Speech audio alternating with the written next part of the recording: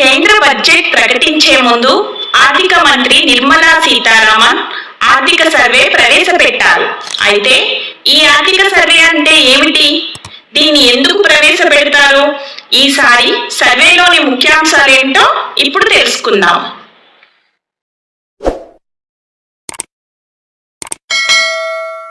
దేశ ఆర్థిక వ్యవస్థకు దిశానిర్దేశంగా పరిగణించే ఆర్థిక సర్వేను బడ్జెట్ కంటే ఒక రోజు ముందు ప్రవేశపెడతారు. గత ఆర్థిక సంవత్సరంలో దేశ ఎకనామిక్ సిస్టమ్ ఎలా ఉంది అనే విషయాలు ఈ నివేదికలు ఉంటాయి. దీన్ని department of economics affairs economic division అధికారులు తయారు చేస్తారు.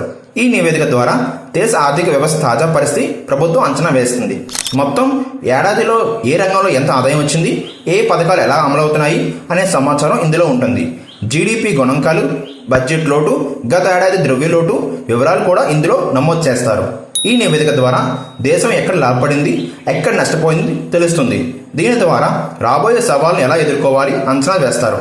ఒక్క మాటలో చెప్పాలంటే గత సంవత్సర కాలంలో దేశ ఆర్థిక పనితీరును, రాబోయే సంవత్సరంలో ఆర్థిక ఎదురయ్యే సవాళ్ళను ముందుగానే అంచనా వేసేది చెప్పేది ఈ ఆర్థిక సర్వే. Thank you.